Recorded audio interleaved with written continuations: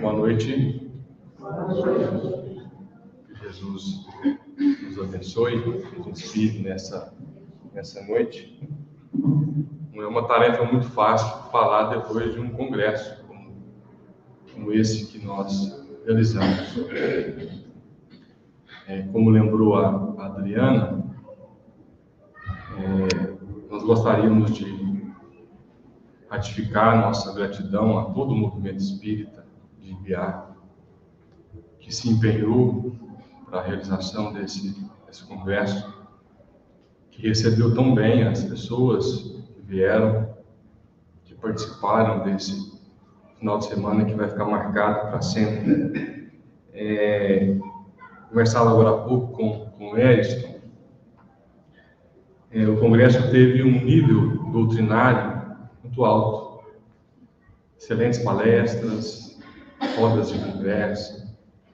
O Pablo foi muito feliz com a música que ele apresentou, o Júlio Carvalho com as cartas, a evangelização infantil, a mocidade, a alimentação farta.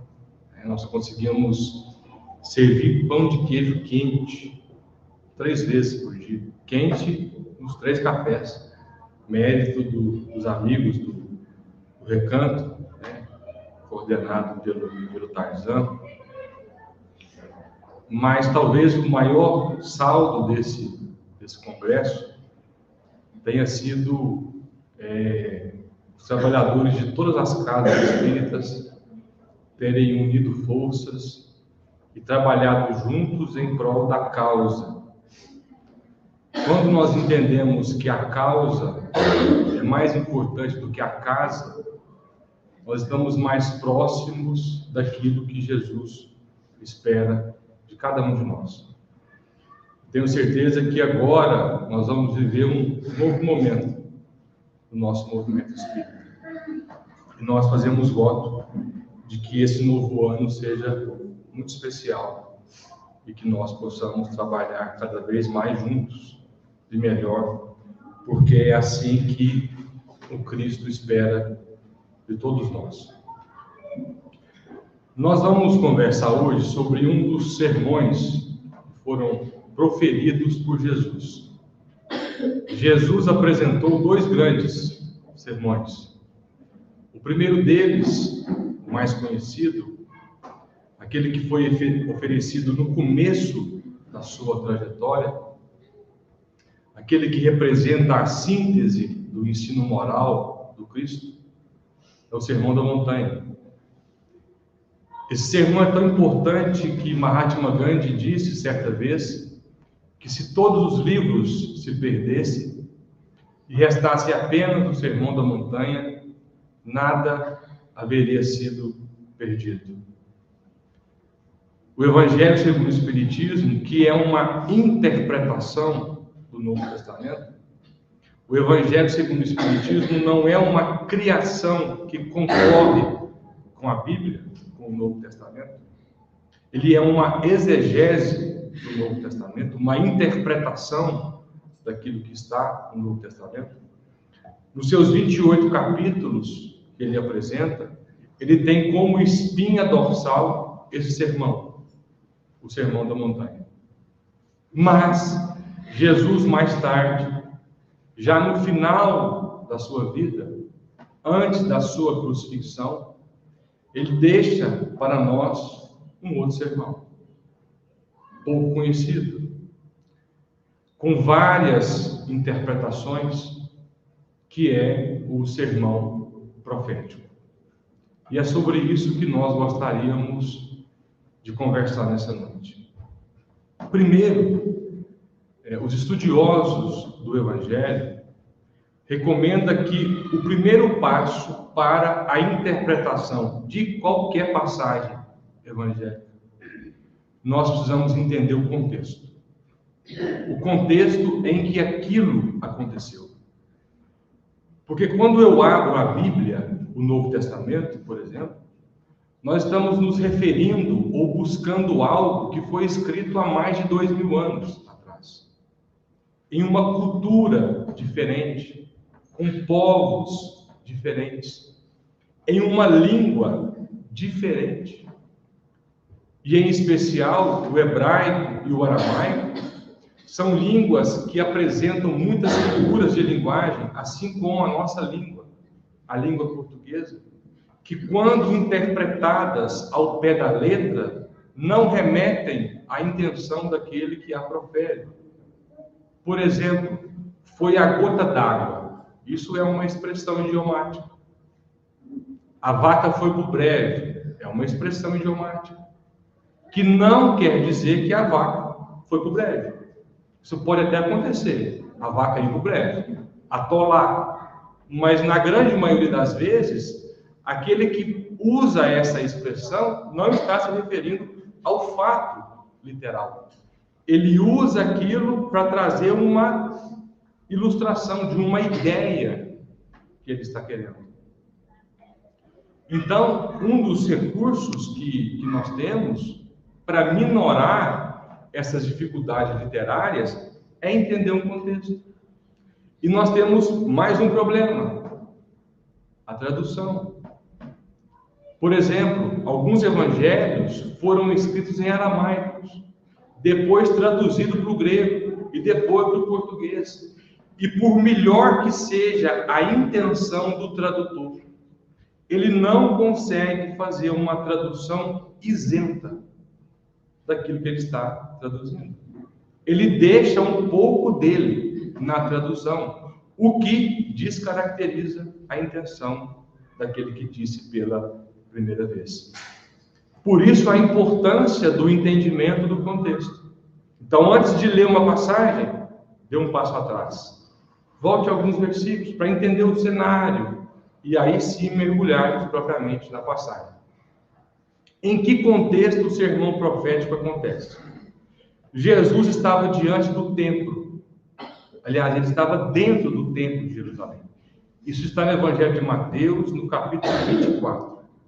Ele sai do templo, os discípulos ficam admirando a beleza e a grandeza do templo.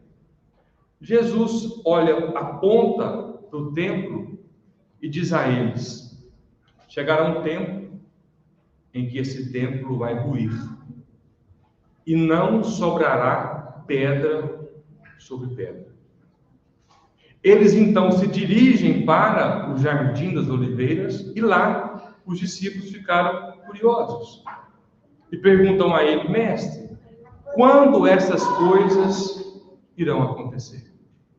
Quais serão os sinais que nos levarão a entender que esse templo vai ruir? Quando essa profecia vai se cumprir? Jesus então oferece a eles e a todos nós o sermão profético. Mas antes de falarmos do sermão, nós precisamos observar a destruição do templo, porque isso é muito significativo. Será que Jesus estava falando da destruição física do templo? Ainda que ele tenha sido destruído e reconstruído várias vezes? Será que é o templo de pedra que Jesus fazia menção? Ou havia ali por detrás da fala de Jesus uma outra intenção? Uma coisa é certa: Jesus nunca falou para corpos. Jesus nunca se referia à temporalidade da matéria. Jesus falava para o espírito imortal que todos nós somos. A ponto de João dizer: só tu, mestre, tem as palavras e palavras de vida eterna. Então, a nossa interpretação tem que ser a interpretação sob a ótica do Espírito, que todos nós somos. E a destruição desse templo é muito simbólica, porque ela representa para nós a destruição de um paradigma, de uma relação entre o homem e Deus. E que nesse momento que nós estamos atravessando, também precisa ser revista. Porque mesmo hoje, nós temos usado a religião para amedrontar pessoas. Nós temos usado o templo religioso para caçar o direito das pessoas. E não cabe à religião dizer o que nós devemos ou não devemos fazer. Esse não é o papel da religião. Porque nós somos livres. E quem disse isso foi Jesus. Aquele que quiser. A proposta é: quer? Você quer? Então vem. A proposta do Cristo não é de violentar a consciência. Não é o de forçar a fazer algo que nós não conseguimos fazer. É por isso que a crença é tão limitante. E a proposta espírita é justamente essa: o de destruir a crença e de nos levar a um pensamento crítico e de nos fazer pensar por nós mesmos. Eu lembro uma história que aconteceu no Rio de Janeiro. Não sei se eu contei essa história aqui, um grupo mediúnico, onde tudo que a dirigente do grupo fazia, as pessoas faziam. E um dia ela decidiu tirar o sapato para entrar na reunião mediúnica. E todos aqueles que viram ela tirar o sapato, tiraram também, antes de entrar na sala mediúnica. Aí eu me lembro, Edson, em uma época em que as pessoas, antes de transmitir um passe, tiravam o relógio e deixavam em cima da mesa. Como se o relógio fosse algo que interferisse na transmissão do passe. Não que eu não possa tirar o relógio. Mas tirar o relógio não é uma condição para a aplicabilidade do passe. Então todo mundo tirava o sapato antes de entrar na reunião. Um dia chegou um frequentador com um senso crítico, assim como Kardec tinha. E perguntou para ela assim: "Ô senhora, me desculpa, mas por que todo mundo tira o sapato antes de entrar na sala?" Ela falou: "Olha, eles eu não sei. Eu tiro porque eu tenho um esporão no pé." Isso é crença. Veja como uma crença caça-nos o livre-arbítrio, o direito de escolher, a capacidade de pensar. Então é por isso que Jesus foi claro: quem quiser vir até mim. Isso me faz lembrar Leon Denis, no livro Problema do Ser, do Destino e da Dor. Na última parte desse livro, Leon Denis estuda as potências da alma. Esse capítulo é espetacular. E ele diz que a alma tem 3 grandes potências. Quem sabe quais são elas? Quais são as 3 maiores potências que nós temos? Poder de amar. Poder de amar. O amor é um deles. Tem mais 2. A fé. A fé. A fé também é um poder, mas não é esse que lembra Leon Denis. Perdoar também é uma virtude. Pensamento. Pensamento é um atributo do espírito. A inveja. A inveja é uma defeito? Não, defeito é muito ruim, né? A inveja é uma negação da virtude. Leon Denis vai dizer que a alma tem 3 grandes potências. Nessa ordem: querer, saber e amar. Aquele que não quer, não aprende, não ama. Então, para que eu esteja em algum lugar, eu preciso querer estar ali. E a proposta religiosa deveria ser essa: de propor àquele que a busca. Querer ou não querer. Porque nós não podemos violentar a consciência daquele que chega aqui pela primeira vez. E isso é algo que nós precisamos pensar urgentemente. Porque o discurso nosso é um discurso moralista, que quase sempre aponta para onde nós devemos chegar. mas não reconhece aquilo que nós já conquistamos. Está percebendo? Nós somos incapazes de reconhecer aquilo que nós já temos, aquilo que nós já somos. Quem viu a Ana Teresa, muito feliz nas suas falas, ela contou um episódio que ela foi a um presídio e fez uma dinâmica com os detentos lá em Tupaciguara.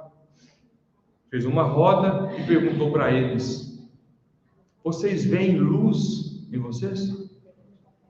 E eles começaram a relatar por que eles estavam presos. Aí eu fui preso por isso. Ela falou: não, eu não quero saber por que você foi preso. Isso não me importa. E isso não importa para Deus.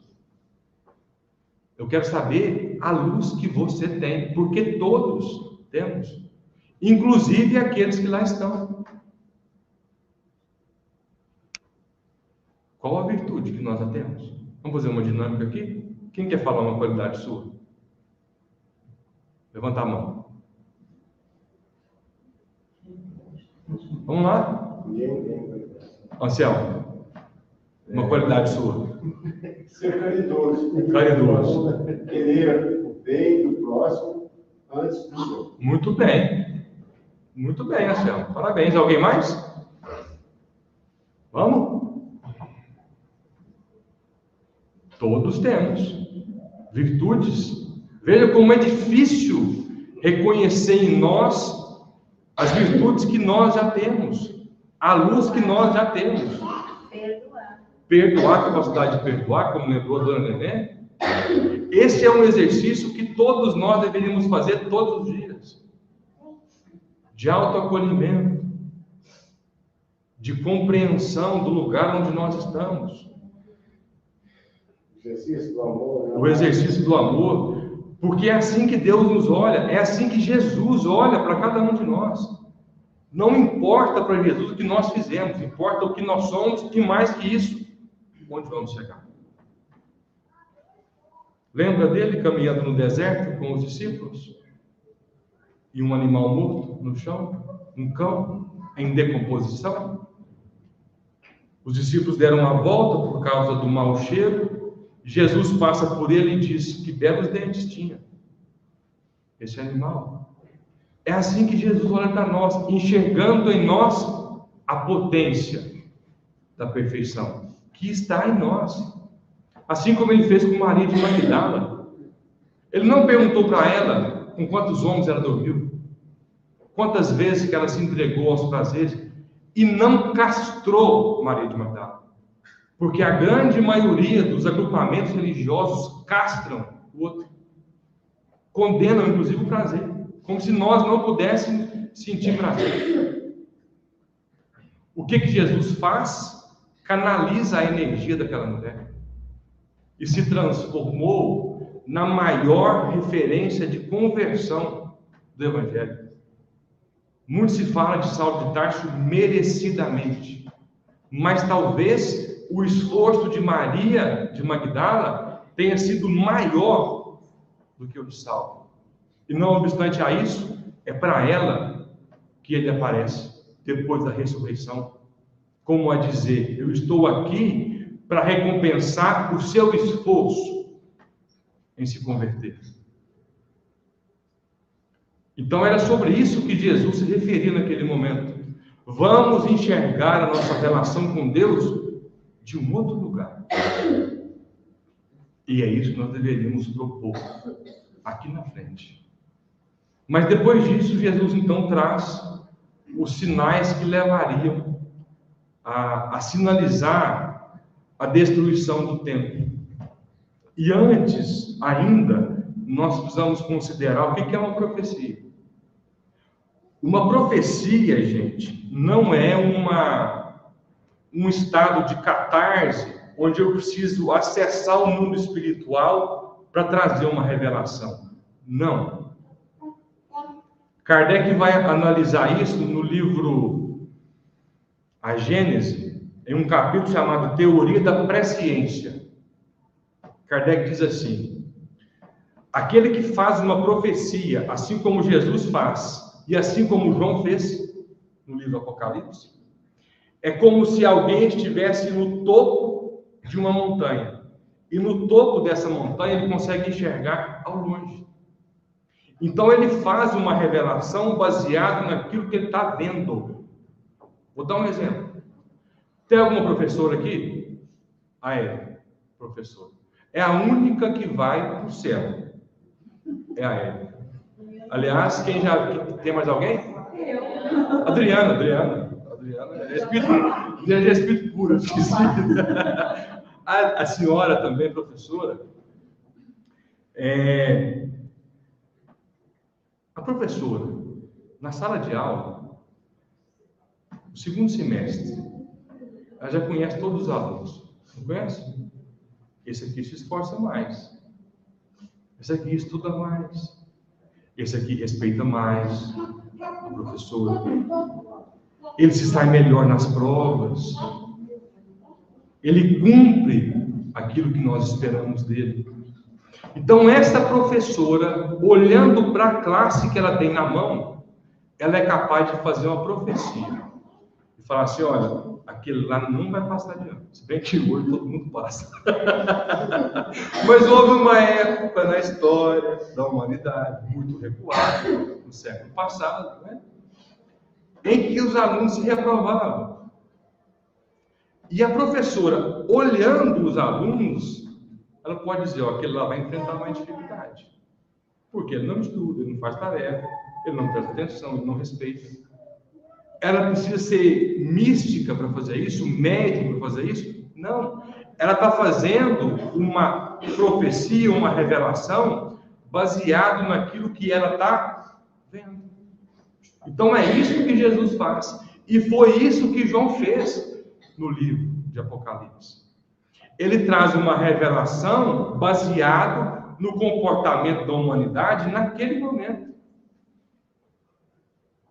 Não tem nada de místico, é extremamente racional, né? Então Jesus começa dizendo que apareceria falsos cristos. E eu acho interessante porque ele diz assim, mas isso não é o fim. Esse fim aqui não é fim de final, é fim de finalidade, de propósito. Por exemplo, qual que é o propósito de um congresso espírita? Qual que é o fim de um congresso espírita? Possibilitar a oportunidade de todos congregarmos uns com os outros, de conhecer pessoas, de nos instruirmos, de exercitarmos a fraternidade. Então esse é o fim. Então Jesus diz, haverá falsos cristos, mas isso não será o fim.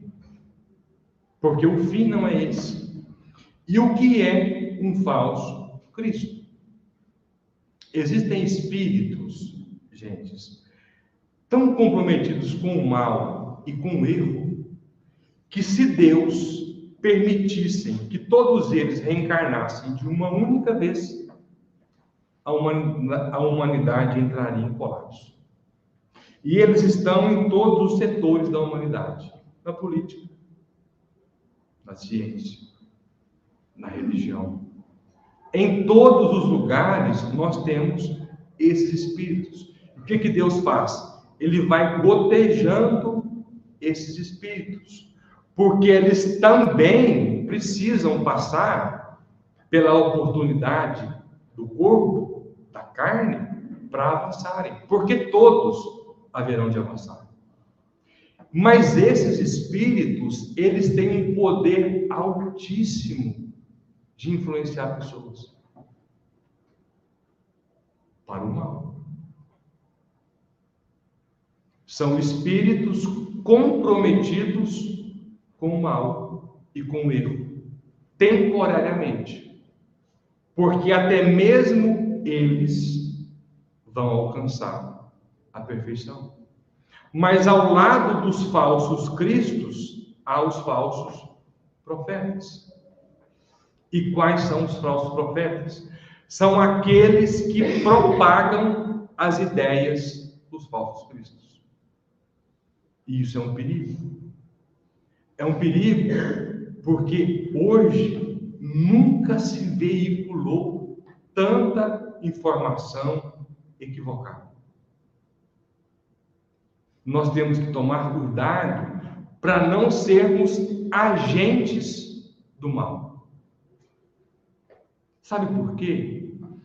Porque uma opinião não necessariamente é uma verdade. Uma opinião é só uma opinião. E todo mundo tem direito a ter opinião. Mas isso não quer dizer que nós deveremos sempre omitir opinião. Às vezes o melhor é calar, em muitos momentos. Quando eu não tenho conhecimento técnico sobre algo, eu não posso opinar. Ou melhor, eu não devo opinar, porque é leviano fazer isso. A Rose decidiu recentemente que queria fazer uma tatuagem. Aí ela chegou para mim e falou assim: o que você acha? Eu falei: se você quiser ir para um umbral, faça. Eu falei: faça tatuagem, né? Bom, você já chega de lá e já sabe, fez a tatuagem, umbral. Eu falei: você quer que eu decida sobre isso? Sobre uma decisão para sempre no seu corpo? Eu falei: não decido não. Quem decide é você. Ah, mas eu queria fazer porque o rapaz que tenha o traço fino está aqui em Biá. Então faça, velho. Se você quer fazer, faça. Você vai comigo? Eu falei: eu vou. Eu queria a minha chancela, né? Aí nós fomos. Chegou lá, eu comecei a conversar com o tatuador. Ele falou: você não tem vontade de fazer uma, não? Eu falei: eu até já tive vontade de fazer em algum momento. Hoje, não mais. Sabe que me deu vontade, sim? Aí ele falou assim: se você fosse tatuar, o que você tatuaria? Eu pensei e falei assim: aquele macaquinho do WhatsApp. Ele está assim, aquele com a mão no olho? Eu falei: não. Aquele com a mão na boca. Porque é algo que eu sinto que eu preciso fazer todos os dias. Falar menos e ouvir mais. Porque nós queremos falar sobre tudo, mas às vezes nós não temos o que falar. E quando eu falo sobre algo que eu não sei o que falar, eu me torno um falso profeta, propagando uma ideia que pode não ser uma verdade.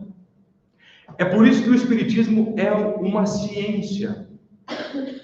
A base espírita é ciência e filosofia. A base espírita não é religiosa. A religião é uma consequência. Mas a premissa espírita é ciência e filosofia. E Kardec, sabendo muito bem que opinião não é verdade, não necessariamente é uma verdade, ele desenvolve um método para a codificação do Espiritismo. Quem sabe o nome do método que Kardec desenvolveu para codificar o Espiritismo? Um de cada vez. Olha a grandeza do Espiritismo. Olha a grandeza de Kardec. Ele desenvolveu um método científico. O que é ciência, gente? Ciência é algo que é passível de ser replicado. Você já comeu um McDonald's? Já comeu? Um Big Mac? Uma Coca-Cola? Qualquer lugar do mundo que você for, a Coca-Cola tem o mesmo gosto. Como dizia o meu professor de Química. Ela tem as mesmas propriedades organolépticas. Ele enchia a boca para falar esse palavrão. Isso é ciência. Até o cheiro de todos os McDonald's é o mesmo. Se você for num aqui em Araxá, no Brasil você não vai, no Ibiá você não vai porque é muito movimentado, em Araxá você consegue. Se você for em Araxá ou em Londres, o Big Mac é o mesmo. É ciência. Isso é ciência. Diferente, por exemplo, do pudim que a mãe da Keila faz. Ninguém faz igual. Nem a Keila, que é filha da autora do pudim, consegue fazer igual. Por quê? Porque não é ciência. Porque não é o exato. Porque o tempero do pudim da mãe dela é o tempero do coração. É a medida do coração. Então, isso é ciência, é algo passível de ser replicado. E aí Kardec, então, desenvolve um método para a codificação do Espiritismo. Alguém sabe o nome desse método? Vou dar uma chance. Ele está aqui nesse livro. O problema é que esse método está na introdução. A gente não lê a introdução. Esse método se chama Controle Universal dos Espíritos. Kardec vai dizer: um espírito pode enganar várias pessoas a todo tempo, mas é impossível muitos espíritos, através de muitos médios, enganar o mundo todo. Então, o que ele faz? Ele submete os princípios a vários médiuns, através de vários espíritos. Se vários espíritos, através de médiuns diferentes, falam a mesma coisa, isso é verdade. É diferente de opinião. Por exemplo, primeira pergunta do Livro dos Espíritos: o que é Deus? Como que Kardec chegou naquela resposta? Ele fez essa pergunta para vários médiuns, através de vários espíritos. E aquela resposta foi a mesma, trazida por diferentes médiuns, por diferentes espíritos. Então aquilo passa a ser uma verdade, não opinião. E ele foi tão cuidadoso que ele omitiu as opiniões pessoais. Por exemplo, a escala espírita está no livro Revista Espírita, se não me engano é Fenelon que traz a ideia dos espíritos crísticos, que seria uma nova classe. Ele não coloca na codificação, porque nenhum espírito falou sobre isso. Então Kardec entendeu: isso pode ser verdade? Pode ser verdade, mas pode ser também só uma opinião do espírito. Então, cuidado ao emitir uma opinião, ao propagar uma ideia, porque às vezes eu estou ajudando um falso Cristo a disseminar uma mentira que pode matar pessoas, que pode destruir famílias, que pode inclusive destruir nações, e nos comprometermos frente a isso. Mas Jesus continua: e havereis rumores de guerra. Mas isso também não é o fim. Não é difícil de observar hoje que em Israel existem famílias dentro de kibbutz, temendo ataques terroristas palestinos. Mas também não é difícil de constatar que existem palestinos hoje que tiveram a família inteira dizimadas pela desproporcionalidade do contra-ataque israelense. Famílias hoje ucranianas foram dizimadas pelos ataques russos. Assim como existem famílias russas que foram dizimadas pelo ataque ucraniano. Famílias africanas, crianças que ficaram órfãos depois de ver as mães serem estupradas e mortas por rebeldes.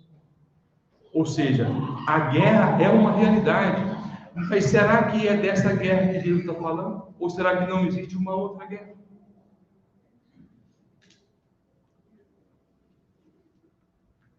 Segundo a Organização Mundial de Saúde, em 2023, 1 bilhão de pessoas no mundo sofrem de algum transtorno mental. 1 bilhão.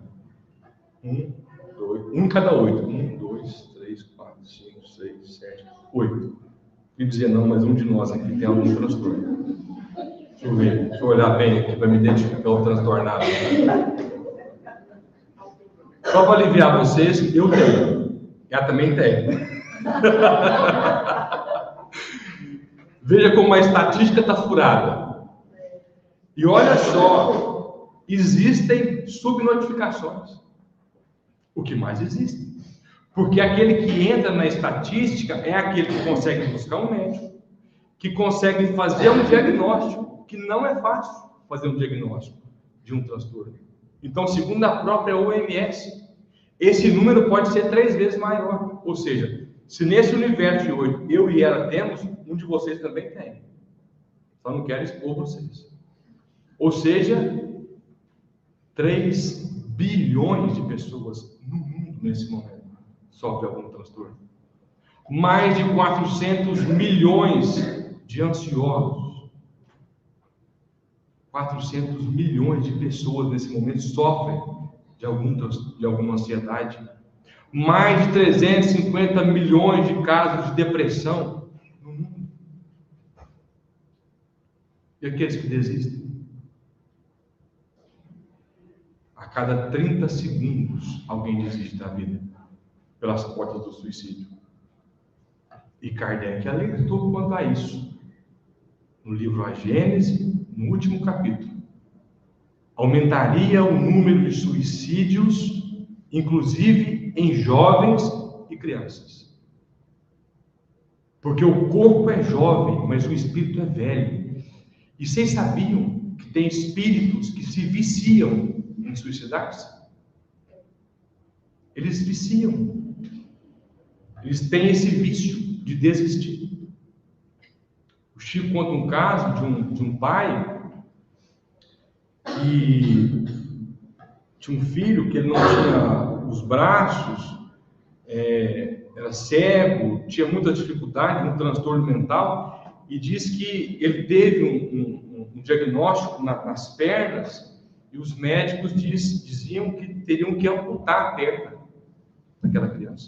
E ele, então, apavorado, buscou o Chico. O Chico consultou Emmanuel, e Emmanuel falou assim, olha, o Chico respondeu para eles, olha, o melhor para ele, nesse momento, é ter as pernas amputadas. É a misericórdia de Deus agindo. Porque nas últimas 8 encarnações, ele suicidou. E nessa, ele já está buscando um lugar para se jogar no precipício. Sabe o que é isso? Fraqueza, falta de resistência emocional. E infelizmente nós estamos diante de uma geração muito frágil. Uma geração que não se permite ser frustrada. Outro dia, conversando com um amigo, um maratonista, ele me mostrando as fotos da última maratona que ele participou, e ele me mostrou a medalha, umas fotos. Eu falei, olha que bacana, você ficou no pódio? Ele falou, não, eu fiquei em 50º lugar. Eu falei, mas tem medalha para todo mundo? Tem. Eu falei, mas interessante isso. Todo mundo recebe medalha. Por quê? Porque não pode frustrar aqueles que não chegam em primeiros lugares. O que é isso? Uma geração frágil que nós estamos formando. Há pouco tempo agora, a seleção brasileira foi disputar o final do Campeonato Mineiro com o Atlético. A seleção brasileira, no caso, o Cruzeiro. E meu filho é daqueles cruzeirenses danados. Danado demais. Um dia o vizinho falou assim, olha, eu acho bom demais de que tem jogo do Cruzeiro, porque eu fico sabendo pelo seu filho, porque ele grita, porque o sinal na minha casa chega primeiro. Ele grita e sai correndo na casa toda. E era a final do Campeonato Mineiro. O Cruzeiro entrou em campo com direito ao empate. Começa o jogo, o Cruzeiro faz um gol. Ou seja, ficou lindo para nós, né? Não, Pedro, lindo, comemorado, gritado e tal. Eu tinha uma palestra em patrocínio, e falei, olha, o papai vai tomar banho e vem para ele terminar de assistir o jogo para mim ir para patrocínio. Entrei no chuveiro, ele correu no quarto. Ai, pai, gol do Galo. Nossa, não, mas tá bom, Pedro.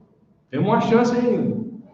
Passa um pouquinho, vai lá de novo. Pênalti pro Galo. Nossa. Eu tomei banho, correndo, né? Cheguei na sala, ele ajoelhado, ele chorava de forma compulsiva. Eu sentei no sofá, coloquei ele de pé e falei, olha, o papai vai te ensinar uma das lições mais importantes da vida, que é aprender, saber, perder. Porque você vai perder na grande maioria das vezes. Ninguém ganha sempre. Aliás, não é pedagógico ganhar sempre. Não é pedagógico ganhar sempre. Na grande maioria das vezes você vai perder. E é importantíssimo você aprender que, apesar da derrota, terá outra possibilidade de você vencer. Porque se ele aprende que ele tem que ganhar sempre, quando ele for para a vida, na primeira frustração que ele tiver, ele desiste. Ou entra numa crise existencial. Por quê? Porque ele não foi treinado para isso. Não consegue enfrentar a guerra das emoções que está aqui dentro. Que vai dizer Jesus: as nações se levantam contra nações. No sermão, Humberto de Campos vai dizer que todos nós somos uma nação em si mesmo. Fazemos um país dentro de nós. O que são essas nações? São as experiências, são os paradigmas que nós vamos construindo. E com o passar do tempo, nós precisamos destruí-las. Sabe para quê? Para que um novo paradigma apareça. Aliás, no livro dos Espíritos, Kardec vai estudar a lei de destruição. E os Espíritos dizem para ele que a lei de destruição existe para renovar, não para destruir. Destrói-se uma ideia para que uma melhor surja. Destrói-se um paradigma para que um novo paradigma surja. É para isso que existe a lei de destruição. Olha, esse templo vai ser destruído, mas surgirá um melhor e mais forte depois desse. E continua Jesus. Mais um sinal. E por multiplicar a iniquidade, o amor de muitos se esfriará. O que é iniquidade? Iniquidade, se você não sabe o que é, amanhã, só amanhã, às 18 horas, você vai ligar a televisão em qualquer programa jornalístico. Aquilo lá é iniquidade. É a sensação de que o mal está vencendo o bem. É a sensação de que só existe coisa ruim no mundo. E não é assim. Às vezes eu sou taxado de ser muito otimista. Mas não é que eu seja muito otimista. É porque existem mais coisas boas acontecendo no mundo que más. Quantas pessoas que você conhece do seu convívio social que sai todos os dias de casa decidida a fazer o mal? Você conhece alguém? Tem alguém do seu convívio, da sua bolha, ou da bolha do seu vizinho, que você vê ele saindo de casa para fazer o mal de forma deliberada? Hoje eu vou matar alguém. Hoje eu vou roubar algo de alguém. Eu vou furtar alguém hoje. Hoje eu vou espancar alguém. Vocês conhecem? E quantas pessoas que você conhece que levanta todos os dias decidida a fazer o bem? A trabalhar de forma honesta, para trazer para casa o sustento para os seus. O bem tem muito mais força do que o mal, porque o mal é a exceção. A regra é o bem, é o amor. E aquilo que nós fazemos às vezes, nós o fazemos não pelo mal, mas pela ignorância. Como vai dizer Kardec no livro A Gênese, o mal não é senão a expressão da ignorância que há em cada um de nós. E vai dar tudo certo, gente. Vai dar certo. Sabe por que vai dar certo? Porque Deus está olhando por tudo, por todos, a todo tempo. Nós não estamos sozinhos. Existe uma direção espiritual que está guiando os passos de cada um de nós. Deus está no controle, né? Então é preciso acreditar na bondade humana. Outro dia eu falei com um amigo, eu acredito até na bondade dos políticos. Ele falou, mas já é demais. Não, mas vai acontecer um momento em que só haverá pessoas boas dirigindo os países, os estados, as cidades. Mas isso vai acontecer quando nós formos pessoas boas.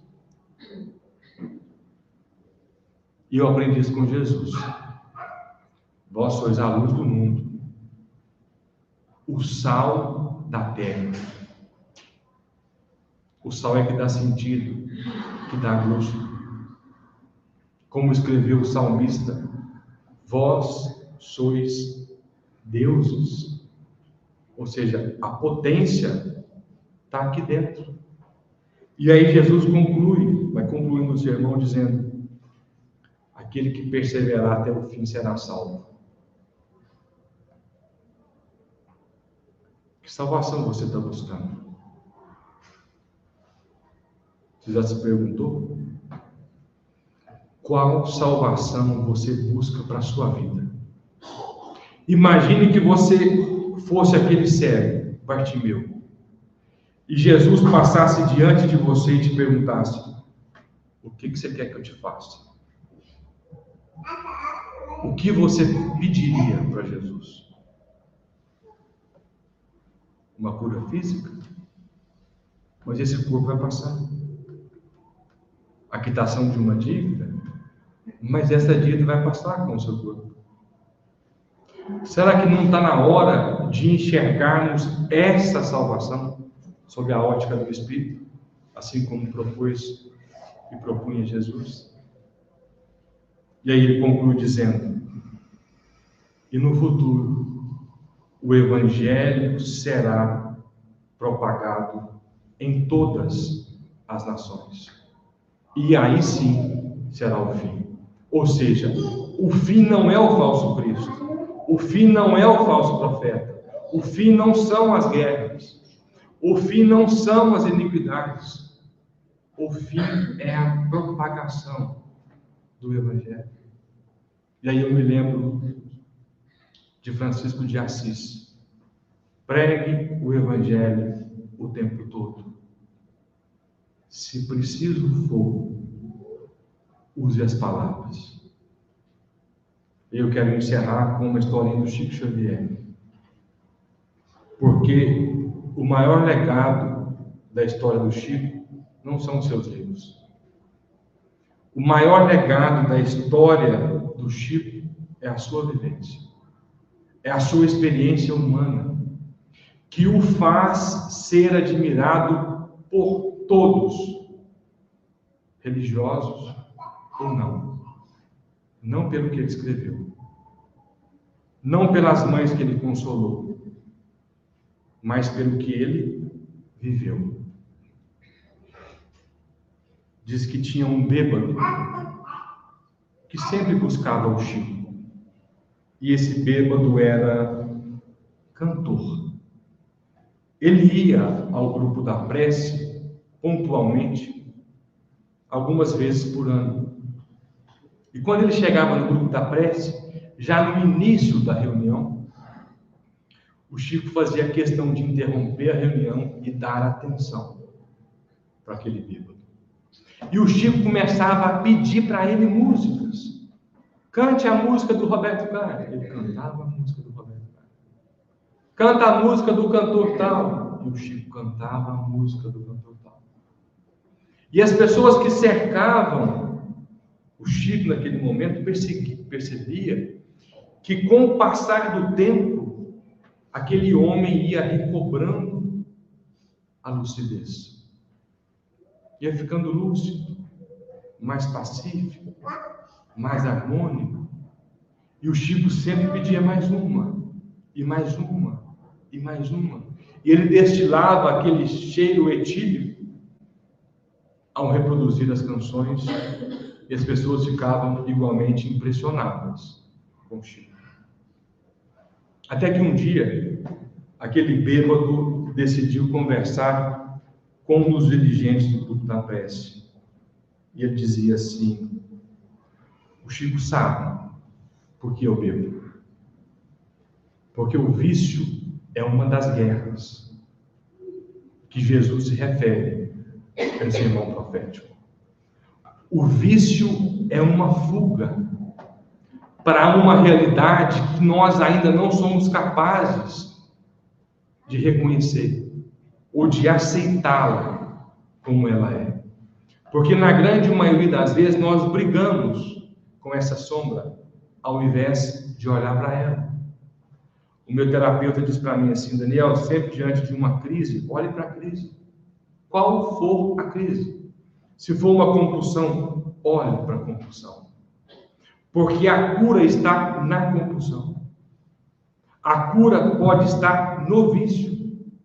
É ele que vai te guiar a partir de então. O que acontece é que nós nos revoltamos contra aquilo. E quanto mais eu me revolto contra aquilo, mais eu mergulho naquele vício. Ao invés de reconhecê-lo como um instrumento pedagógico de superação e de compreensão da vida. E o homem dizia: o Chico sabe porque eu bebo. E eu venho aqui para que ele me cure quando eu estou mergulhado no álcool. Porque há 15 anos atrás, eu fui atravessar a rua com a minha filha e um caminhão veio de forma desgovernada e atropelou a minha filha. E eu fiquei apenas com a mão dela na minha mão. O Chico, sabendo disso, enxergando a minha dor, apesar do meu vício, ele tem me curado todas as vezes que eu tenho buscado. O que é isso, senão a expressão mais pura do Evangelho?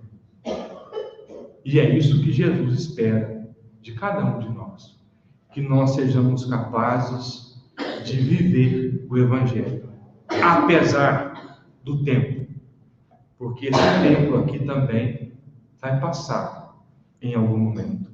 E quando ele passar, nós devemos ser o Evangelho lá fora, porque esse é o fim, esse é o propósito, é isso que Jesus espera de cada um de nós, que nós estejamos atentos a esses sinais.